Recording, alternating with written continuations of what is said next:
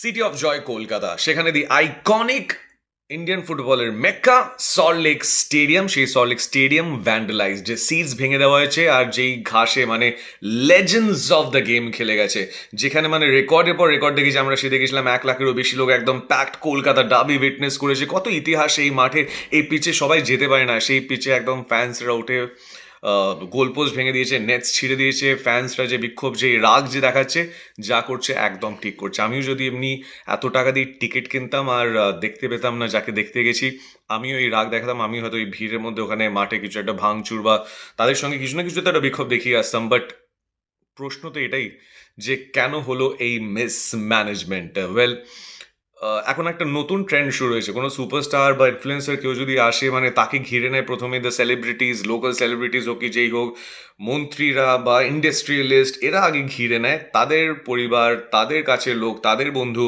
তাদের আগে সেলফি, তাদের আগে মিট অ্যান্ড গ্রিট। কিন্তু মেইন যে ইভেন্ট যেটার জন্য কেউ এসেছে, মানে মেসিকে তো আমার তরফ থেকে, সব ফ্যান্সদের তরফ থেকে সত্যি সরি যে মেসিকে এটা ফেস করতে হলো।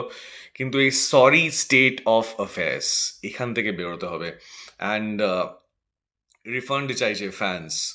ক্রেজি সিচুয়েশন বলতে হবে। এই অ্যাঙ্গার একদম ভ্যালিড অ্যাঙ্গার যাকে বলে।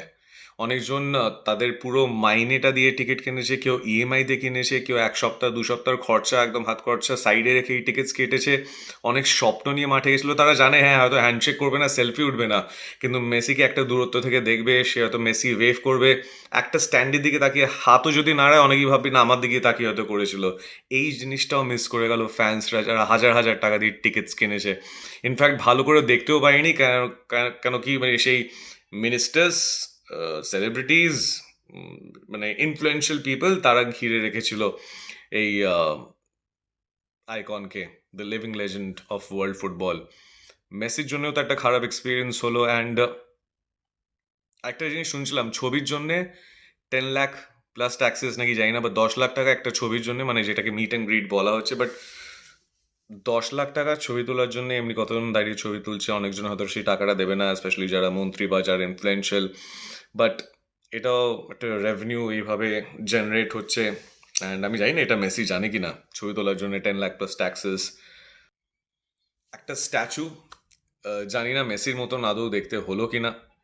আমি দেখেছি, আমার লাগেনি মেসির মতন দেখতে, কিন্তু এই স্ট্যাচুটা বানাতে যা খরচা, আহ, মেসিকে এই ট্যুর করানো, যে 120-30 কোটি টাকা যে খরচা হয়েছে, বা এই টাকাটা তো উঠেও যাবে, প্রফিটস তো হয়ে যাবে।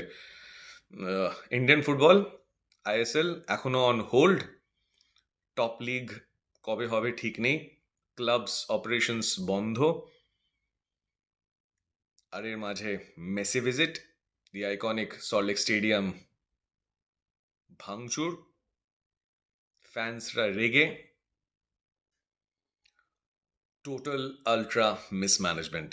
ওয়েল, মেসিকে তো মানে না, ইন্ডিয়ান ফ্যান্স আমাদের সবার তরফ থেকে সরি যে এইসব তাকে যেতে হলো। অবভিয়াসলি হয়তো এমন সিচুয়েশন হয়ে গেছিলো, তাকে চলে যেতে হলো, এতই কেওয়াস হয়ে গেছিলো।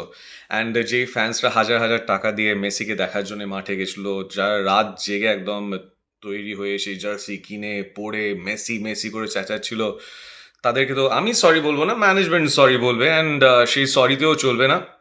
And overall ISL on hold, Indian football মানে সরি স্টেট অফ অ্যাফেয়ার্সে।